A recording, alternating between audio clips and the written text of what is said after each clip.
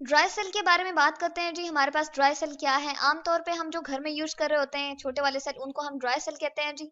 हमारे पास ये chemical energy को किस में कन्वर्ट करके देते हैं जी? केमिकल, हम लिखते हैं केमिकल एनर्जी। इसके अंदर जो केमिकल मौजूद होते हैं वो आपस में इस तरह से रिएक्ट करते हैं कि हमें क्या बना के देते हैं? इलेक्ट्रिकल एनर्जी बना के देते हैं। ठीक है, हम यहाँ पर लिख देते हैं, हमारे पास ये क्या प्रोड्यूस करेंगे? इलेक्ट्रिकल एनर्जी, यानी कि हमें वोल्टेज बना के देंगे, जिसकी वजह से क्या होगा? हमारे बहुत सारी घर में जो चीजें अप्लायंसेस वगैरह हैं छोटी छोटी, वो इससे जो है इजीली क्या हो सकती हैं जी? रन हो सकती हैं। हम इसको जो है वो इससे काम ले सकते हैं। ठीक है, जैसे बहुत सारे टॉयज होते हैं, या हम घर में जो बहुत सारी क्लॉक्स वगैरह अगर यूज कर रहे हैं, इसी तरह से अगर हम यूज करते हैं अपनी टॉर्च वगैरह, तो उसमें हम यही कहते हैं कि हमारे पास जो है छोटे वाले ये हमें सेल्स जो है वो यूज करने पड़ते हैं, क्योंकि ये केमिकल एनर्जी को किस में कन्वर्ट करके दे रहे हैं? Electrical energy.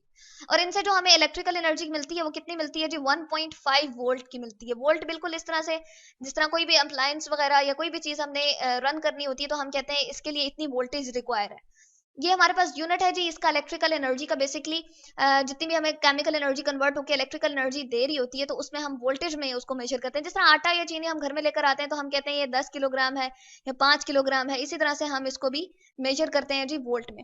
अब हमारे पास सेल किस तरह के होते हैं जी? हमारे पास यूजुअली इस तरह के हमारे पास सेल जो होते हैं, जो हम लोग घर में यूज कर रहे होते हैं कैमरास वगैरह में, या फिर हम जो है क्लॉक्स वगैरह में यूज करते हैं। यहाँ पर हम लिख देते हैं हमारे पास टॉयज।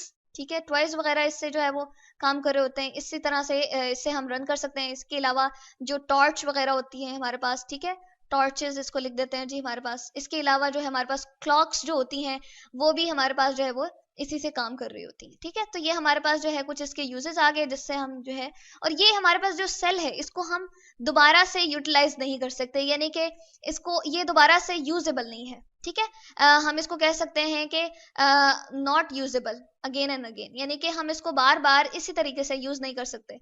क्यों जी? क्योंकि हमारे पास जो इसके केमिकल होते हैं, हम इसको लिख सकते हैं not usable again, again and again, यानी कि इसको बार बार हम इस्तेमाल नहीं कर सकते, क्योंकि इसके अंदर जो केमिकल होते हैं वो एक दफा इस्तेमाल हो जाए, एक दफा यूज हो जाए, तो उसको हम दोबारा से यूज में नहीं ला सकते, उन्हीं केमिकल्स को नहीं ला सकते, हमें दोबारा से एक नया सेल बनाना पड़ता है।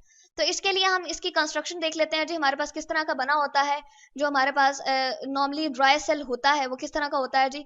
हमारे पास जो है वो इस तरह का हमारे पास जो है वो ड्राई सेल होता है। ठीक है जी, इसको हम ले आते हैं और यहाँ पर देखते हैं कि किस तरह से हम इसके हर एक पार्ट्स को देखते हैं और किस तरह से ये बना हुआ होता है। बेसिकली हमारे पास जो है सबसे पहले जो हमें रॉड ये दरमियान में नजर आ रही है, ठीक है, ये क्या है जी? ये हमारे पास है, हमारे पास ग्रेफाइट की रॉड है। ठीक है, और ये कैथोड होता है नंबर 1। ठीक है, और इसके ऊपर हमारे पास चार्ज क्या होता है जी? इसके ऊपर चार्ज पॉजिटिव होता है। ठीक है, इस सारी के ऊपर चार्ज जो है वो पॉजिटिव होता है। ये हमारे पास कैथोड है।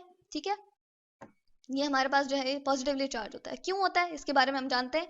उसके बाद जो है नेक्स्ट हमारे पास पेस्ट होता है MnO2, यहाँ पर लिखना चाहिए था जी। ठीक है, MnO2 मैग्नीज ऑक्साइड है, और जिंक क्लोराइड है, और अमोनियम क्लोराइड। क्लोराइड के लिए L यहाँ पर लिखना था, Cl अमोनियम क्लोराइड यानी कि NH4Cl। इसको मैं थोड़ा सा यहाँ पर करके ठीक लिख देती हूँ। यहाँ पर हमारे पास ये क्या है? NH4Cl। ठीक है, और साथ ही हमारे पास कार्बन होता है, कार्बन के लिए C शो किया हुआ है, इसको हम यूं लिख सकते हैं।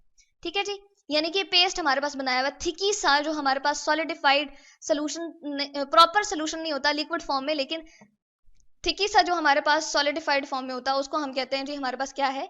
ये पेस्ट है। उसके बाद हमारे पास पोरस पेपर, ये जो येलो सा नजर आ रहा है, ठीक है जी।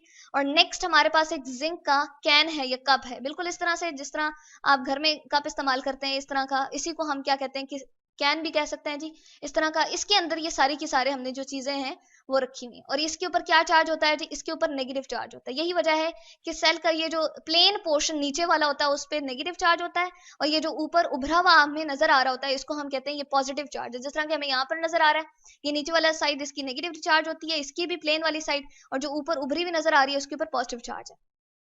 और ये लास्ट में हमारे पास जो है वो मेटल की जैकेट है, ताकि इसको हम क्या कर सकें, हम बाहर वाली चीजों से सेफ रख सकें, महफूज रख सकें, इसलिए कवरिंग रखी जाती है। अब जो रिएक्शन इस पे हो रहे होते हैं इसके अंदर, वो ये हो रहे होते हैं हमारे पास सबसे पहले जो है, अगर हम एनोड की बात करें, ठीक है जी, जो हमारे पास एनोड है वो क्या है? हमारे पास जिंक कैन है। ठीक है, इसके सामने मैं लिख रही हूँ, जिंक के ऊपर से क्या होता है जी? जिंक जो हमारे पास था मौजूद, ठीक है, जिंक जो हमारे पास सॉलिड फॉर्म में यहाँ पर मौजूद था, वो क्या होता है जी? कन्वर्ट होता है जिंक पॉजिटिव 2 में। ठीक है, अपने अंदर से दो ऐसे करता है कि अपने अंदर से 2 इलेक्ट्रॉन को निकाल देता है, और क्या हो जाता है?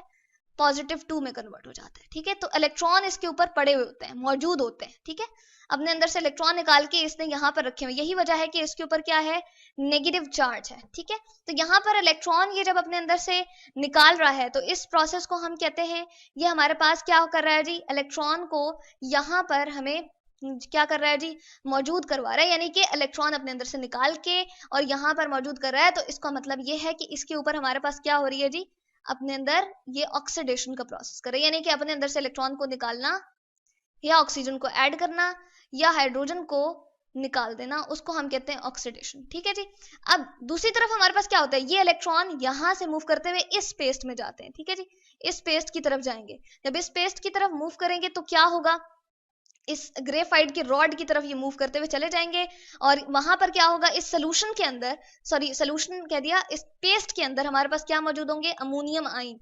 NH4 positive. ठीक है, ये जो अमोनियम क्लोराइड था ये किस में कन्वर्ट हो गया हमारे पास, इसको मैं लिख देती हूँ जी, इसके अंदर से क्या बना हमारे पास, अमोनियम आयन NH4 पॉजिटिव।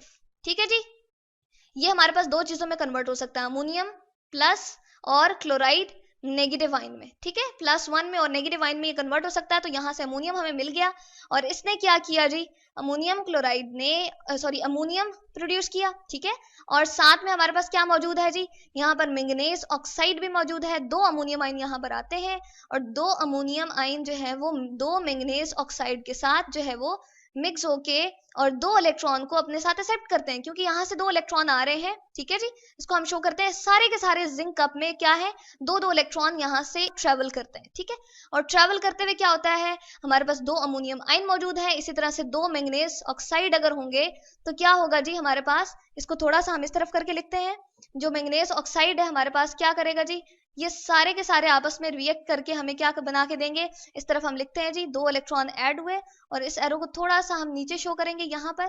ठीक है जी, और क्या बन जाएगा हमारे पास, MN2O3 बन जाएगा, इसको हम लिखते हैं MN2O3। अब इलेक्ट्रॉन एक्सेप्ट हुआ है, एक्सेप्ट हुआ है तो इसका मतलब है क्या प्रोसेस हो गया जी, रिडक्शन का प्रोसेस हो गया। ठीक है, तो ये हमारे पास रिडक्शन हो गई और जबकि ये हमारे पास जो थी ऑक्सीडेशन होगी। इसके साथ हमारे पास प्रोडक्ट में और क्या बनेगा, अमोनिया बन जाएगा NH3 और साथ में क्या बन जाएगा जी, वाटर बन जाएगा। ठीक है, तो वाटर बनने की वजह से क्या होगा, ये हमारे पास जो पेस्ट था ये थोड़ा और लिक्विफाई होता जाएगा और जैसे जैसे ये रिएक्शन प्रोसीड होते रहेंगे, दोनों के दोनों रिएक्शन, तो हमारे पास ये सारा प्रोसेस जो है सेल का ये क्या होना शुरू हो जाएगा, सीज होना शुरू हो जाएगा, यानी कि ये खत्म होना शुरू हो जाएगा और एट द एंड हमारे पास सेल जो है वो काम करना छोड़ देगा। ठीक है, हम कहेंगे कि उसकी बैटरी जो है वो, यानी कि उसकी जो पावर थी वो खत्म हो गई है। तो ये 2 प्रोसेस हमारे पास जो है वो हो रहे होते हैं, इस तरह से इलेक्ट्रॉन मूव करता रहता है और इस तरह से हमारे पास केमिकल्स यूज होते रहते हैं और यहाँ से हमें क्या बना के देते हैं जी, इलेक्ट्रिकल